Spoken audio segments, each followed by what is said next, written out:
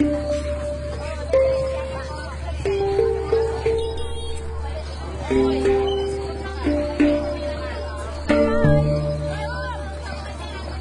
if you're lucky to visit Siem Reap in Cambodia, please do yourself two favors.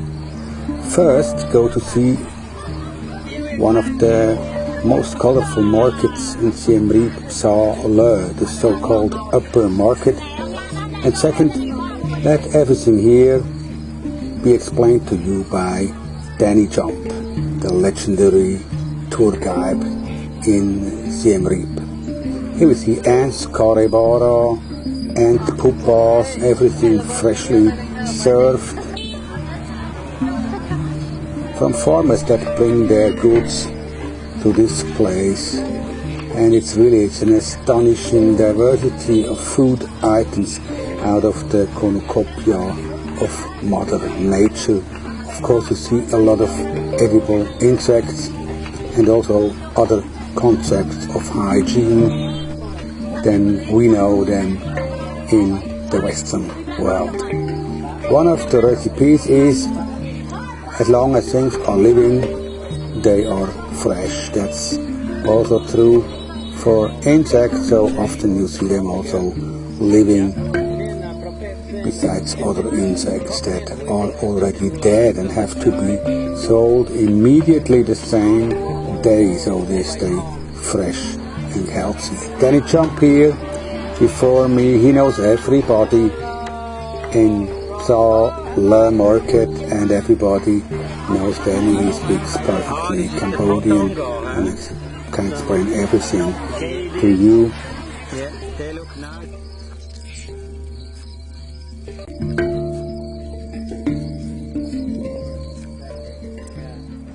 So welcome friends from Skyfood channel. I'm sitting here in Cambodia, Siem Reap, in the Angkor Hotel with Dani Jump, one of the famous personalities here in Cambodia. I think everybody knows you. He's on the market. Exaggerating just a bit. I'm not famous. Yeah, you are. Every lady in the market was looking at him and saying hello to Dani Jump. You seem to be the only Western guy around here in some markets, yes? I tend to get around to local markets a lot, and there aren't too many of the local expats that do that. So how long you are already here? I came to Siem Reap in 1994, and here we are. That's a long time. 23 years later. Okay. Still here. So you are a tour guide here? I do tours. I also work with beekeepers. Okay. Honey hunters. And I was very lucky to contact you on the internet. You had some time to go with me through the market. We collected some specimens of insects that now are on the market here on a special market. Tell me a little bit about this market we have been in this morning. We visited Psa Leu, which is in English referred to as the upper market. It's our largest wholesale market in Siem Reap. And there's a little bit of everything there, which is why I love it. I could go there every day and take pictures and not get tired of it, because there's just so much variety, so many interesting things. Just the color. Of course, I've been going there for so many years that everything is, everybody is kind of familiar to me, and they know me, I know them, and it's just, because I can speak the local language a bit, it's a nice experience just wandering through and trying some of the local food and taking pictures of all the interesting things there. So you told me you're a vegetarian, actually. Been a lifelong vegetarian, still alive and functioning, and living proof that you don't need to eat meat to be alive and healthy. That's great. So how come you get into entomophagy or insects interest? I grew up in India, where every rainy season we had these most wonderful beetles that would come out of the woods and be attracted to lights, and we'd go around with bamboo poles and collect them. All right. And I eventually started collecting them as a hobby and pinning them out, and and the rest is history, as they say. It just grew and grew and grew. So that was the start of your knowledge about insects. I've seen that on the market. We checked a lot of insects, and you know every species by the scientific name also. Not really, but I mean I've been an amateur entomologist pretty much most of my life, so yeah. One of the interesting aspects is your association with Bees Unlimited. It's a project for the protection of Apis dorsata, the giant honeybee. Tell me a little bit about this project. Bees Unlimited is a name I gave myself and my teammates to kind of highlight the work that we were doing with bees in a community of beekeepers or honey local hunters. Beekeepers. Local, right. And I just thought the name Bees Unlimited was appropriate, and that's the name that stuck. And it's basically me and my two teammates. And we got involved with teaching beekeeping, various aspects of beekeeping, sustainable honey harvesting, a system of beekeeping here called rafter beekeeping. And that's basically what we've done. And we've promoted ourselves as, well, not promoted, but we've sold ourselves as consultants and do beekeeping training for international organizations and non-government organizations and that kind of thing. So it's the first time I heard about sustainable harvesting of Apis dorsata, the giant honey bee that is mostly collected from the wild. It is rafter beekeeping system, yeah? Well, rafter beekeeping system is a tradition that's practiced in several countries in Asia. Indonesia, they do it in places. Vietnam, Cambodia. I understand they do some in Myanmar as well. And that's where you basically attract giant honeybees that normally would nest way up high in tall trees down to a couple meters off the ground by placing a pole just a couple meters off the ground that they would settle on as a swarm and develop their colony on, their comb. And then you're standing on the ground with some smoke harvesting the honey. So you don't have to kill yourself falling out of a tall tree in order to harvest the honey. And it's mostly safer. Not only harvesting the honey, but well, they eat the larvae as well. And that's one of the problems, which is why we started introducing sustainable honey harvesting, where you just remove the honey head and leave the brood, because obviously if you eat the brood, you're not going to have bees the next season. So and in order to protect them, we've actually encourage our trainees, the people we work with, to leave the brood alone and just remove the honey. So they are in a different place in the comb, the honey cells and the brood cells. Exactly. The honey cells are up near the top of the rafter. It's set at an angle like this. The honey head, they call it, is up here. Then there's pollen under that, and then the rest is the brood. Oh, okay. So all different material in different places. So and also, if you cut out the honey section, there's no harm in the whole building. No, and they plug that up with wax cells, and then we'll put more. They refill it. And you can go back the next month and get some more. Okay, so they refill it quickly. Right. And you can get multiple harvests from one colony. If you go in and just decide to cut everything off, the honey and the brood, the bees will stay there maybe a day or two, and then they'll fly off, and you've lost everything. Yeah. Whereas if you just remove the honey, the bees are not going anywhere. The queen's still there. I mean, they fly off briefly to get away from the smoke, and they come right back, and they build up that part. We'll plug it up with honey again, and next month you can go and harvest again and again. So multiple harvests off the same colony in the same place.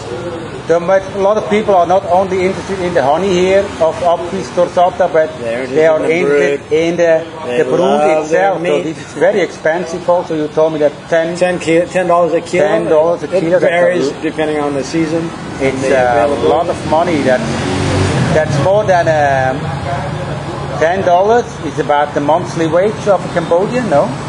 No, they used to, well, you were lucky years ago when I first came here to be making $1 a day. $1 a day? Yeah. But $10 is a big chunk of cash. Yeah. And the problem is, if you go out and see this colony of bees, you're not, and it's not quite ready yet, you're not going to leave it there because you're afraid somebody else coming behind you will take it. So you take it regardless of whether it's ready or not. And that's destructive. So you cannot protect You can't really protect them. No, when you're out there, I mean, we have what we call opportunistic honey hunters. Yeah. People who are not beekeepers, per se, traditional beekeepers, but they see a colony and they think, oh, honey, money, carve it. And they'll just go and they'll actually burn them, kill the bees, because they don't know how to work them, they don't know how to use a smoker, they'll kill the bees, so you've lost all your bees, and of course they take the brood and the honey and they destroy that, I mean they eat that, so so the rafts itself, the rafters, they don't belong to anybody? They belong to the person who set them up. So this is a piece of wood, a tree trunk or a branch. Others cannot come there to take... Well, they do sometimes steal. They do, the robbery kind of... Yeah, sure, right. Steal it. It's easy. I mean, they're right out a couple meters off the ground. Of the forest. Yeah, they don't have to climb 40 meters up into the tree to get the colony. They're right there at eye level. Okay. So it happens. But in the beekeeping community that I work in, it's a community. So everybody pretty much does this. They don't steal from each other. It's people from outside coming in that see something. Oh wow, there's a bee colony. Nobody's around. Of course. Light a fire, burn the bees. So protection and sustainable harvest also is a problem of education. Education. Do you also do things for how do you? We basically go into our training trying to make the trainees, the people, aware of the importance, first of all, of bees, the value of bees to the environment and to the agricultural sector. And step by step, just kind of, lead them in the right direction. Obviously, you cannot teach people everything in one session. Of course. You need some time. It needs time. It needs follow-up. The problem with money coming in, donor money, is they want immediate results. Of course. And they're not necessarily willing to do any follow-up work. So, which is unfortunate, because working in development is not a, here today, gone tomorrow sort of thing. It takes time. Years. But at least from our point of view, we at least go out there, go out and show them, for example, how to set up a rafter, how to harvest sustainably, how to even process the wax, because wax also is a value-added product, right? But discourage them from taking the brood, because that's your next generation of bees. So that's an interesting project. Go to Bees Unlimited. It's a homepage also where you can get some information in the internet. We've got a website, www.beesunlimited.com. We've got Bees Unlimited Facebook page where you can see pictures of bees and butterflies. And you also have videos on your YouTube also? We've got a YouTube channel, Bees Unlimited. Millions of clicks, I heard. Just Google Bees Unlimited and you'll find us. So let's talk about edible insects now. In Europe, a big interest at the moment because of legislation that allows insects as edible animals now in the food law. So Cambodia seems to be a hotspot of entomophagy in the world. Also, a lot of insects are caught here from the wild, also exported mainly to Thailand. What do you think about this kind of food? You don't eat I'm it. a vegetarian. You don't eat it. I don't eat it. I'm living proof that you don't need to eat any of this stuff. But I mean, it's certainly probably a whole lot better for you and healthier than eating pork and beef and some of these other things. Dogs and cats. But it's totally, if I may say so, or if I dare say so, it's totally unnecessary because there's enough vegetable protein out there to keep me alive. for one thing. But you know, it's become quite fashionable to eat insects, whether they're deep fried or raw or chocolate covered or whatever. A lot of it's a gimmick, but yeah, I mean, there's a lot of protein in it. So you don't think it's important for the rural population here in Cambodia for their daily, for their health? The rural population that I know, and I'm exposed to them on a very regular basis, are getting more than enough protein in their daily diets. There's any number of, because they eat everything, whether it's insects or rats or frogs or crickets or ants, snakes. There's anything that's that moves. Yeah, pretty much is edible. And I mean, up here in Siem Reap, where we're so close to the largest freshwater lake in Southeast Asia, there's fish galore. Yeah. There's an overabundance of fish. I mean, the numbers are dwindling because, I mean, as we saw in the market this morning, they're actually fishing them with eggs and everything. That's not sustainable. But there's plenty of protein out there to fulfill everyone's needs. And if they're combining that with peanuts and beans and this and that, they should be okay.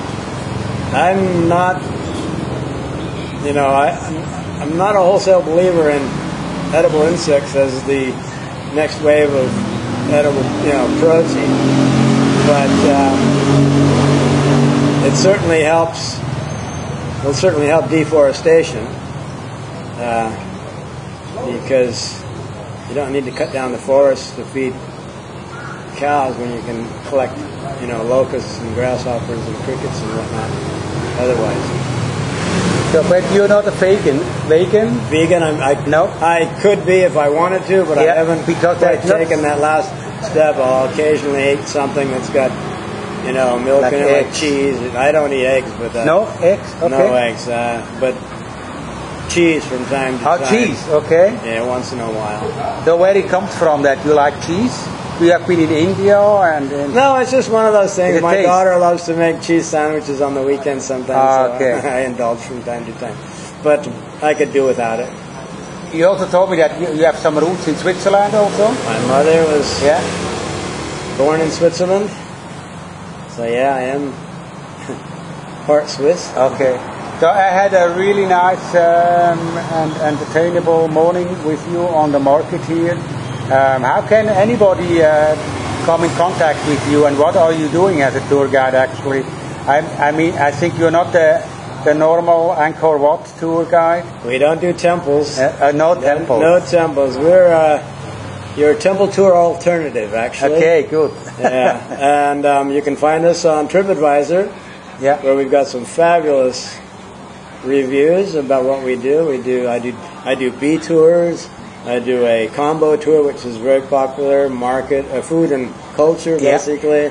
We do a floating village tour, a market tour, a nature tour. Just tours that get you off the beaten path, get you away from the tourists, and get you exposed to, and basically expose you to, you know, Cambodian life and living, and the real Cambodia is what I call it. It's a lovely country, lovely people, and Bees Unlimited, your temple tour alternative. Look us up. Thank you, Danny.